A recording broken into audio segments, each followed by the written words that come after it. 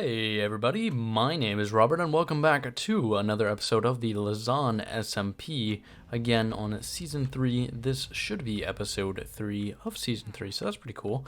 That works out nicely, but I am super excited today because I have been farming up a storm and accumulating plenty of emeralds and sugarcane for books. So I've completed an enchantment table, as you can see, so we can finally get that going. Of course, I probably could have used some public one. There's probably a public one somewhere.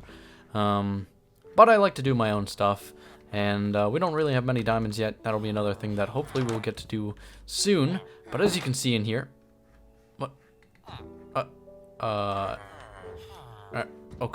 Okay.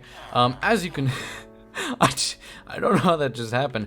As you can see in here, I have been making some of these villagers have professions, and I've been giving each villager the librarian profession to see if I could get a mending book, and you guys already know where this is going.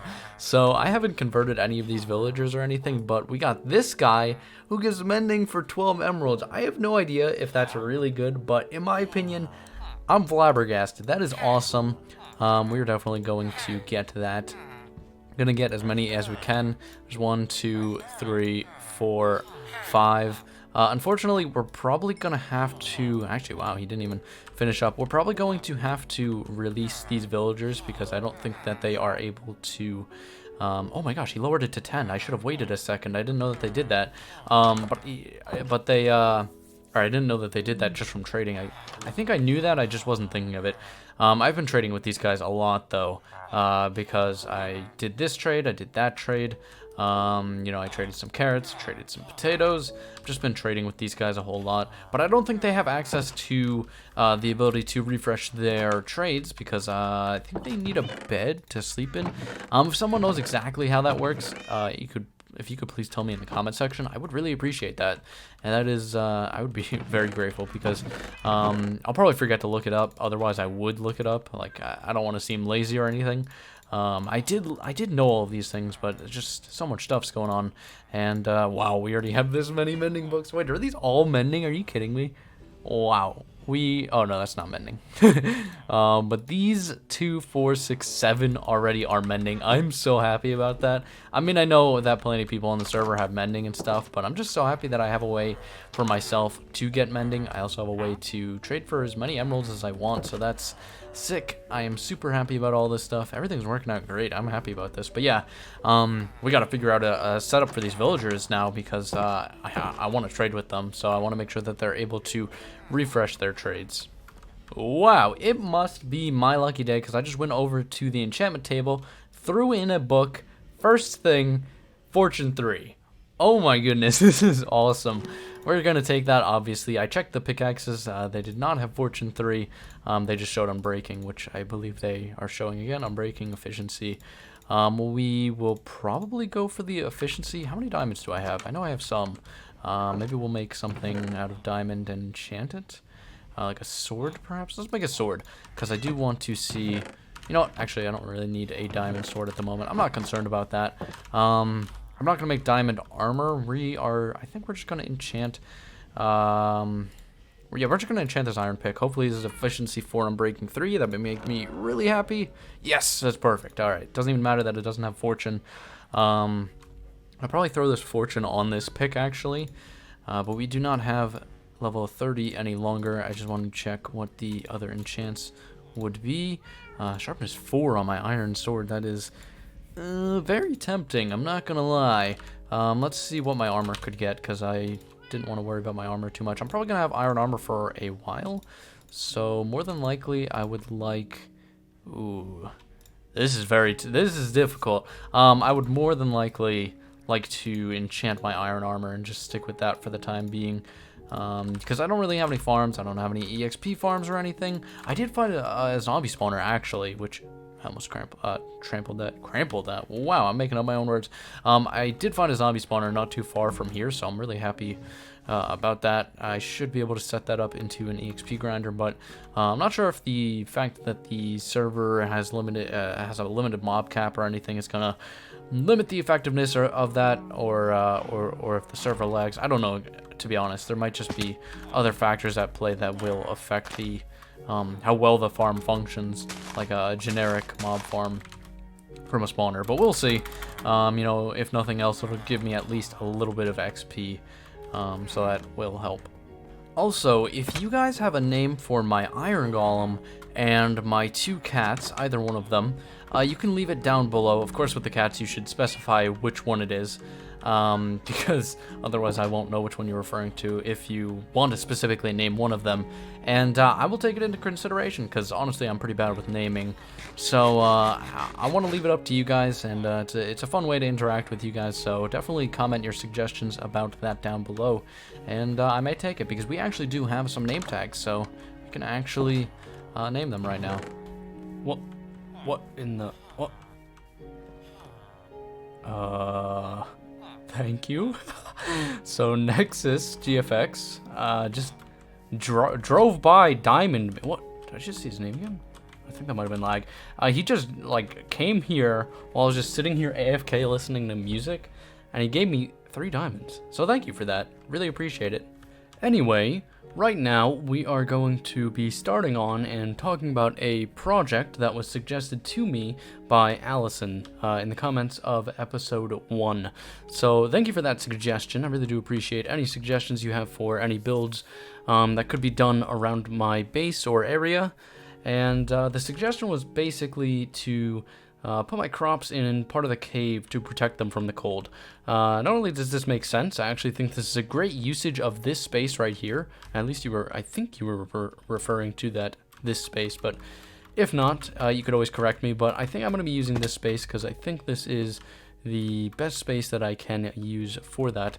I was thinking about putting it up on this part, and by the way, I should at least show you guys exactly where I am. I don't know how to actually get back up. I think it's over here.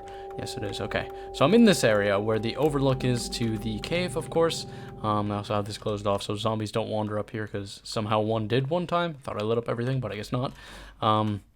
Yeah, basically, this is where the cave system is that I have an overlook for. And pretty much this is like... yeah, it's 1 block below the surface, so this will actually all work out really well. What I'm going to do is I'm probably going to put some glass in up here so I can get some actual sunlight in, because of course crops need sunlight of some sort to grow, realistically. And yeah, I think this will actually work out really good. But first of all, we're going to be cleaning this area out and just overall making it a little bit neater. I think we're going to go with the cave aesthetic though, to make this like it's actually in a cave, not in some kind of structure made in a cave. I think it's just going to straight up be in a cave. I just want to, neaten up, spruce up the area, make it more workable and more reasonable for crops to be planted in here. All right, so more or less I've got some stuff basically planned out. As you can see, this dirt right here is basically going to be a path, and on each side there's going to be different plants. I'm probably going to make some sort of border right here so that there's not any plants back here, and I'm going to make 2 separate rooms here. You can see I made sort of entrance ways here. Not totally sure what's going to be there. Maybe more farms it'll lead to, but not totally sure. I just got the main idea for the main cave farm under reps.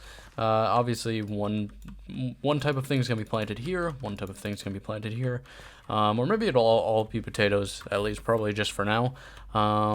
But speaking of that, I'm actually not going to be finishing this right now. We're going to be taking a step back from this because this is going to be a long project to do without enchanted tools, and I do not really have enchanted tools. As you can see, I lost a few levels. I actually enchanted 2 pickaxes, and then I combined them because they were efficiency 2 and one was unbreaking 2. I combined them and used up that entire pick. It was an iron pick, so it wasn't too crazy, but it's pretty much what I just used up to do everything down there. And obviously there's a lot more detail work that needs to go into that area. That's just a really rough concept, just basically so I know what's going on there. Also, I didn't explain some of the changes around here that you guys have probably seen. So some of you are probably kind of confused. So I cleared out this area. I'm not totally sure what I want to do in this area. I'm not totally sure what I want to do with the circle that's going around my base, or the quarter circle. I'm still thinking about exactly what to do. Some of my ideas are like, I could actually fill all of this in with dirt and expand it out to there. Another one of my ideas is that I could build a wall out there with a giant entranceway for ships, theoretical ships, to enter through.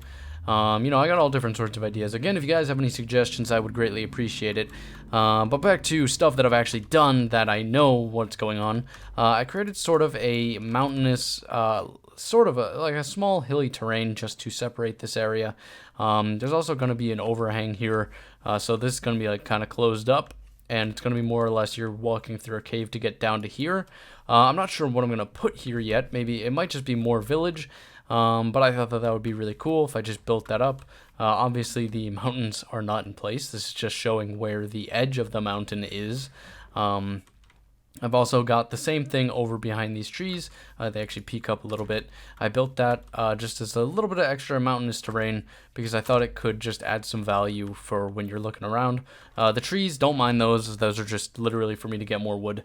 And obviously I spruced up like a lot of the area with just general terraforming, leveling stuff, and kind of just, I'm basically just planning more or less my next moves. Also, as you can see, I enchanted my boots, but yeah, we don't talk about it.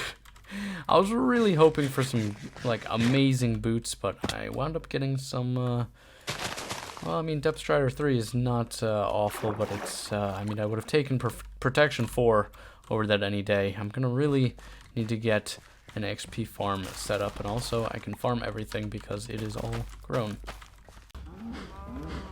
Interesting. So I'm gonna assume this has something to do with how the server is making AI and mobs basically interact with each other. But a whole bunch of my cows just died. I think it was because they were literally there were too many of them in one spot, so it was what is that called? Mob collision? Entity cramming. There was too many in one spot, so entity cramming kicked in, and they just started dying, which is literally insane. I have no idea how 25 can get in one spot in a pen this big. I think it has to do with the AI changes they've made in order for the server to be able to actually, you know, function. So that was very weird, but I guess I'll just have to watch out for that from now on. So, as you guys can see, I made a pretty good iron pickaxe, so I'm going to actually put that away right now so I don't accidentally use that, because it's a really good pick, and I definitely do not want to use that. But I have two more iron pickaxes that I want to enchant right now, and they can get efficiency 2 and efficiency 2. Okay, that's fine, I guess. Going to break pretty quickly, but for what I need them for, they should last long enough. So I'm actually going to dig out the stone in the underground cave area where I'm going to set up my farms, and I am going to start putting dirt in there for a few reasons. Mainly because I actually want to start the farm in there as soon as possible, because it's actually a larger area, and the more I can farm, the better. Also, another thing to mention is that my villagers are definitely not refreshing their trades, so I do think that they cannot do that well in a boat. It's either that they cannot interact with their workstations, or it's that they, you know, simply don't have a bed. That could be a problem too. Could be both. Not entirely sure. The diamond pickaxe, it's probably just going to straight up break, so I'm not too concerned about that. But the efficiency 2 iron pickaxe, I think, is a little bit faster than that. And you guys can definitely suggest what you want to see from this series, like if you want me to do time lapses again, if you guys want me to just kind of mine stuff and talk about stuff like I'm doing right now, you can say that. I always try to have topics in mind for when I can't really talk about what's going on or what my plans are in the game itself, because I find that if you're just talking about the game a lot of the time, the content tends to just not be as interesting. I like to hear people talk about random things personally, and personally I'm kind of aiming for what kind of content I like. That's the kind of content I want to make on my channel. At least for now. Things may change. I may make a different kind of content. It all depends. You know, I'm kind of going with the wind on this. But I do actually have a topic that I wanted to talk about. Speaking of that topic thing, I didn't really have a good like a good intermediary, like something to bring me to this topic. That's why I mentioned the fact that I'm going to be using topics. I mean, you guys could also suggest me topics, but I have no idea what, like, I guess would be appropriate or just not out of the blue to... That scared me a little. Not like out of the blue to talk about, I guess. So it could be a little bit hard for you guys to suggest me a topic. But if you think there's something that is reasonable for me to talk about in a Minecraft video where I'm just, you know, chilling, relaxing, and mining some stuff, then go ahead, suggest something. I'm always open to suggestions, pretty much with everything on my channel. You know, I'm just trying to make things the best that they possibly can be. But I just wanted to talk about how I've been, you know, I think I mentioned this in a few videos, but I'm continuing to work on my bathroom, like IRL. Like, we had to replace the tub, and that was a beast of a thing to take out. I do not envy plumbers. Their jobs are awful. If you guys aren't aware, I work in the out in the field. I do electrical, not plumbing, not construction. Well, I guess technically it's construction, not carpentry, not plumbing, no septics or anything, you know, just electrical. I mean, we wire up septics, but the wiring for it is clean. But that's regardless, you know, electrical, anything electrical related I do pretty much. When it comes to, like, stuff that you hire someone to do, at least. Oh, that's one pickaxe down. But yeah, we're replacing our bathroom. We're doing all the work ourselves, which includes removing and putting back tiles, hanging sheetrock and stuff, and well, not redoing the bathroom. We had to replace the tub because we were working on selling the house, and the tub was kind of broken actually, so we had to replace it. But that requires removing some tiles in the bathroom and removing some sheetrock and replacing some sheetrock. So, you know, if you work in the construction field, like anyone who works in the construction field, a plumber, a carpenter, an electrician, you tend to learn what other people do in the field, and generally you get a pretty good idea of how things are done. Like, you know, I can hang sheetrock and stuff. That's not very hard. I can spackle. I'm not good at that. If you know what spackling is, that's a little bit harder. That takes more skill. You know, I can do a lot of basic things that, you know, like some of the first things you learn to do as a carpenter. Because you just kind of wind up learning these things in the field, not necessarily the fact that you have to do them in your day-to-day job, but just when you're around it, you kind of pick it up, and you kind of have to understand what other people do in order to make your work as compatible as possible with their work, so you're, like, not in their way, basically. It's the easiest way I can explain it. It's a little bit complicated if you've never actually worked in the field, but you know, for the most part, I've always learned, or I've always been told that it's better to try to work together with everyone than to fight tooth and nail. So, yeah. But I'm getting a little bit off topic now. Today I was basically chipping the glue off of the sheetrock which you hang the tile from, or which you use to hang the tile, I guess. The adhesive. It's not really a glue, I should say. It's more of like an adhesive type thing. And I was chipping this off of the wall because it's probably just easier for me to chip it off the wall than it is to put up new sheetrock, because it's not actually normal sheetrock. If you know what sheetrock is, sheetrock is, you know, what your walls are, literally, usually. Most people's walls are made out of sheetrock, at least, or drywall. Some people call it drywall. Gypsum board, you know, there's a bunch of names for it, but this is not gypsum board. This is not sheetrock. This is not any of that. This is cement board. Of course, there's a couple names for it, but it's literally cement in a board form, which sucks to work with. Us personally, it's not like we have tons of tools specifically made for carpentry. I'm not sure if there's a better way to do this, but we use a handheld diamond grinder, which is a big boy. I mean, it's not a big saw per se, but like if you're pulling that out, ooh, I mean, that thing goes through anything. Like, that is for heavy duty situations. So, you know, it's never a fun time when you have to pull that out, if I'm going to be honest. You know, I'm kind of a weird person in the field. I don't really like heavier tools. I'm not sure if other people are like that, but I don't really like heavier tools. You know, the lighter tools are more favorable in my opinion. It's probably because the heavier tool you use, the more chance of not only incident, but like terrible incident. But yeah, it was just a pain, like an absolute pain to remove all of that stuff off the wall. That stuff does not come off very easy. I was sitting there like just hammer and chiseling it out, and I'm trying my best not to break the cement board behind it. And the cement board doesn't break very easily, I would say, but it's more or less brittle. So like I could smack it a few times with a hammer, and suddenly it's pretty useless. But it's like to get it fully out of the way, it is not easy, and especially if you want to make perfect cuts, you have to use a diamond saw probably.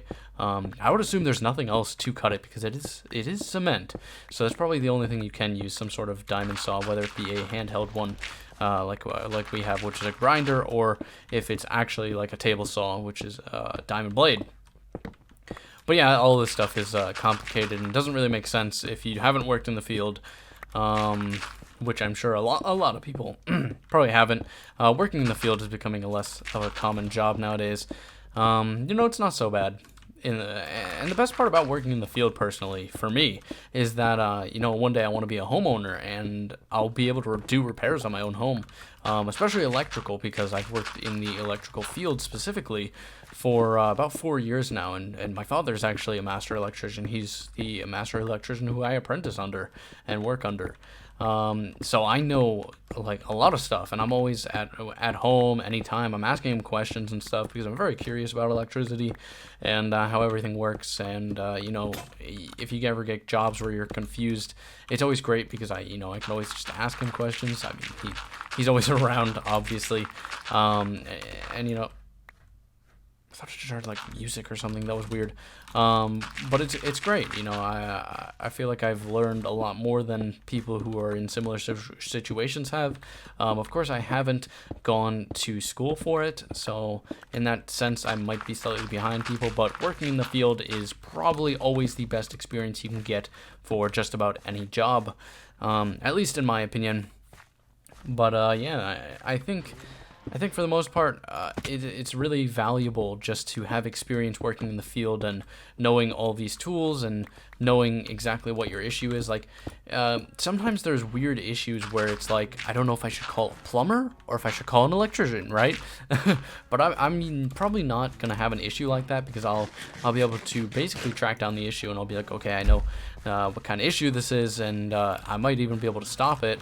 Not fix it, but I might be able to stop the issue for the time being. Like if there's a leak, I can probably find where the shutoff valve is for the water, or at least the main valve for the house, so I can stop the leak from causing any real damage.